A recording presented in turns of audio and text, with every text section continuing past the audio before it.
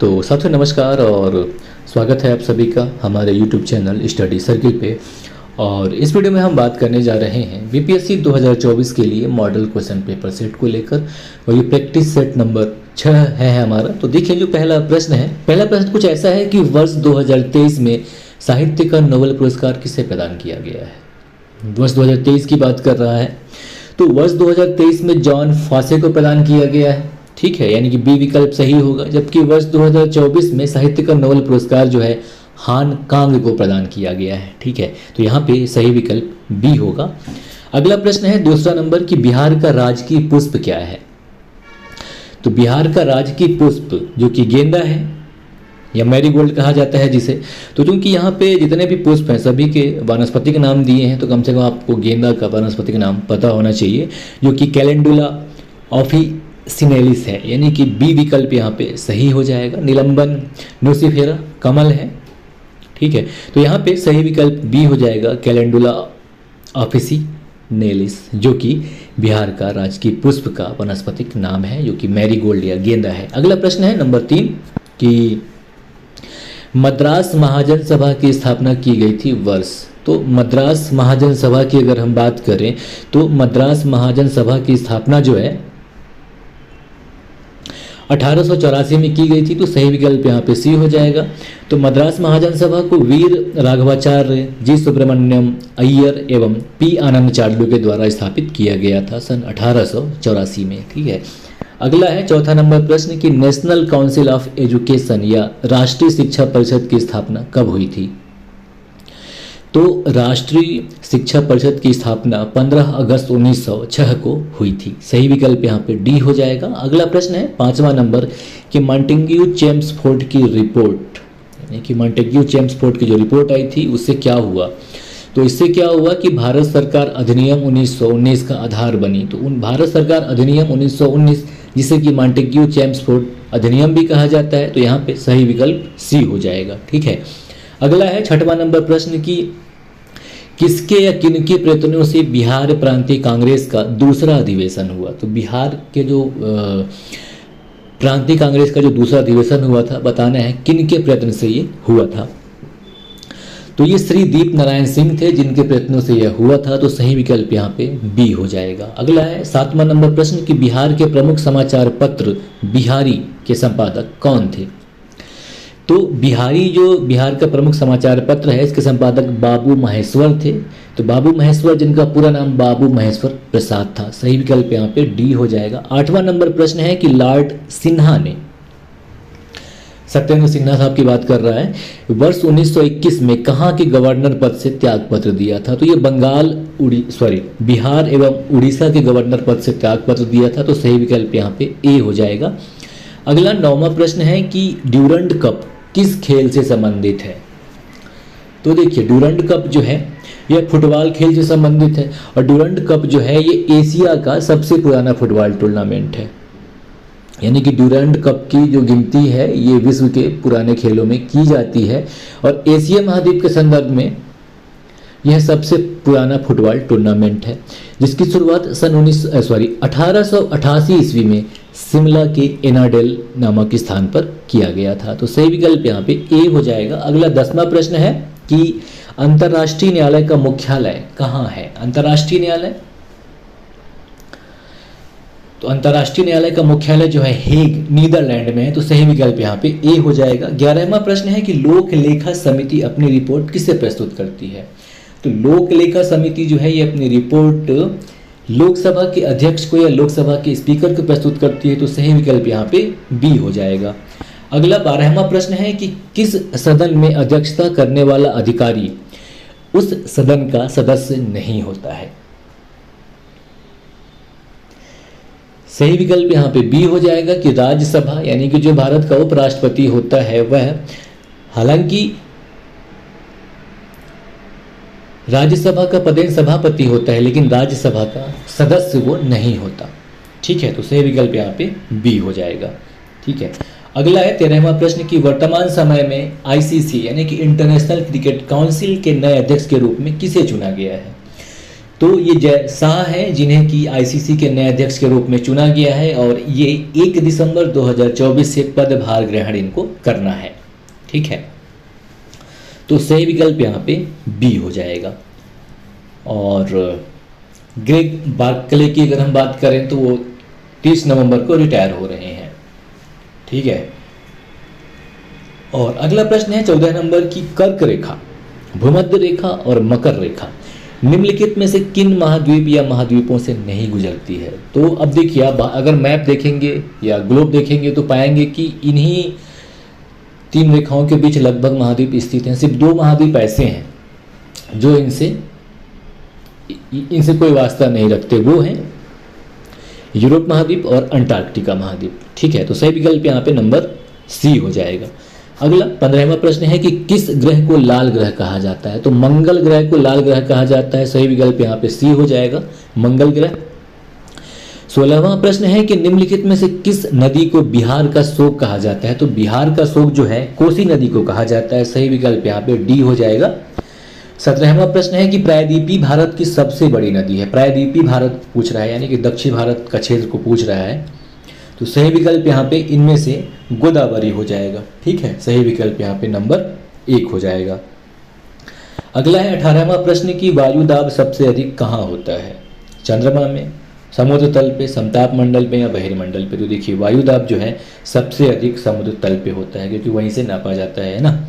तो सही विकल्प यहाँ पे नंबर बी हो जाएगा। 19वां नंबर प्रश्न है कि निम्नलिखित में से कौन एक द्वितीयक प्रदूषक के रूप में कार्य करता है। तो यहाँ पे इन विकल्प में जो नाइट्रिक अम्ल है यानी कि HNO3, यह सेकेंडरी प्रदूषक के रूप में काम करता है। तो सही विकल्प यहाँ पे नंबर डी हो जाएगा। ठीक है, अगला है 20वां प्रश्न कि हमें जहाँ भी संभव हो प्लास्टिक के उपयोग से बचना चाहिए। क्यों बचना चाहिए?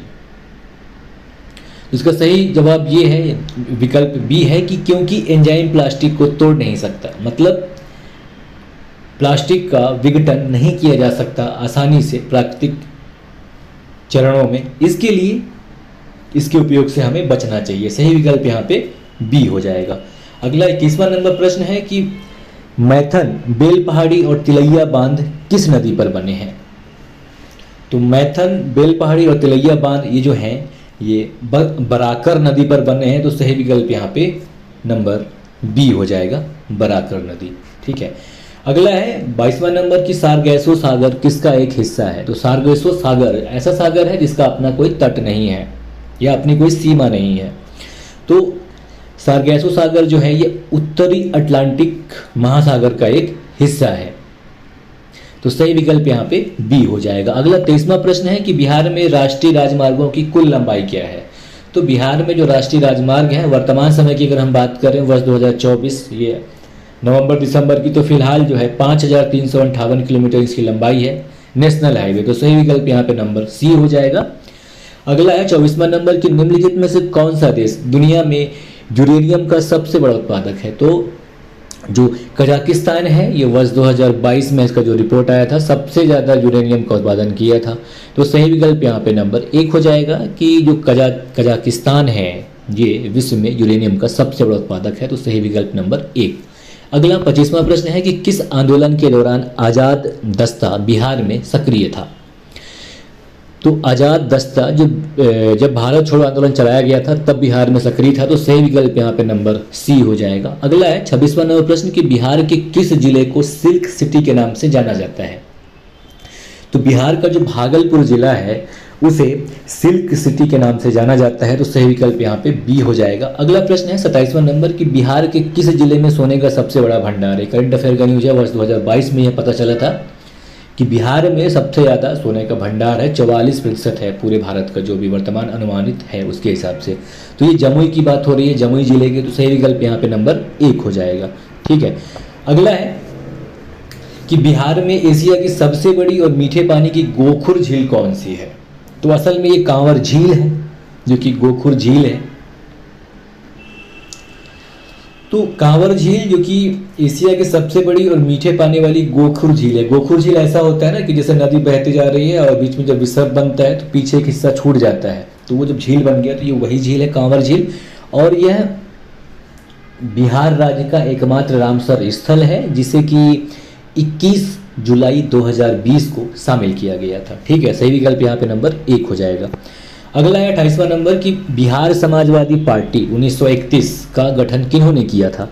तो बिहार समाजवादी पार्टी का गठन जो है फूलन प्रसाद वर्मा और जयप्रकाश नारायण जी के द्वारा किया गया था। तो सही विकल्प यहाँ पे बी हो जाएगा। ठीक है, अगला प्रश्न है 29 नंबर कि बिहार राज्य के उत्तर पश्चिमी भाग में कौन सी भू आकृतियाँ हैं। उत्तर पश्चिमी मैप याद करिए आप और देखिए तो पाएंगे सोमेश्वर पहाड़ी श्रृंखला है। तो सही विकल्प यहाँ पे नंबर 1 हो जाएगा। अगला है 30वां नंबर प्रश्न कि निम्नलिखित में से किस जिले में बिहार का एकमात्र राष्ट्रीय उदाहरण है, राष्ट्रीय उद्यान है। तो बिहार का इकलौता राष्ट्रीय उद्यान जो कि पश्चिमी चंपारण में है और ये टाइगर रिजर्व भी है। तो सही विकल्प यहाँ पे नंबर सी हो जाएगा, पश्चिमी चंपारण। अगला प्रश्न है 31वां नंबर कि बिहार का अधिकांश क्षेत्र इसके अंतर्गत आता है। तो ध्यान दीजिएगा वर्डों पे, अधिकांश। तो बिहार में जो है अधिकांश मृदा जो है जलोढ़ टाइप की पाई जाती है। ठीक है, तो सही विकल्प यहाँ पे नंबर 2 हो जाएगा, जलोढ़ मृदा। रेगुर यानी काली मृदा तो बिहार में पाई नहीं जाती, पर्वतीय मृदा बिहार में पाई नहीं जाती। तो सही विकल्प यहाँ पे बी हो जाएगा, जलोढ़ मृदा। 32वां नंबर है प्रश्न कि निम्नलिखित में से कौन सा पत्तन या पोर्ट या बंदरगाह गुप्त काल के दौरान उत्तर भारतीय व्यापार के लिए उपयोग में था। तो इनमें से जो ताम्रलिप्ति बंदरगाह है यह गुप्त काल में उत्तर भारतीय व्यापार के लिए उपयोग में लाया जाता था। तो सही विकल्प यहाँ पे बी हो जाएगा, ताम्रलिप्ति। और ताम्रलिप्ति की अगर हम बात करें तो यह बंगाल की खाड़ी पर एक प्राचीन शहर था। वर्तमान में अगर हम बात करें तो जो ताम्लुक है ये वही है। ठीक है, तो अगला है 33वां नंबर प्रश्न कि बिहार दिवस कब मनाई जाती है। बिहार दिवस जो कि 22 मार्च को मनाया जाता है। तो सही विकल्प यहाँ पे क्या हो जाएगा, सी, 22 मार्च। ठीक है, अगला है 34 नंबर कि बिहार में प्रमंडल कितने हैं। तो बिहार में जो प्रमंडल हैं उनकी संख्या 9 है, जिलों की संख्या कितनी है, 38 है। तो सही विकल्प यहाँ पे सी हो जाएगा, बिहार में प्रमंडल जो है 9 है।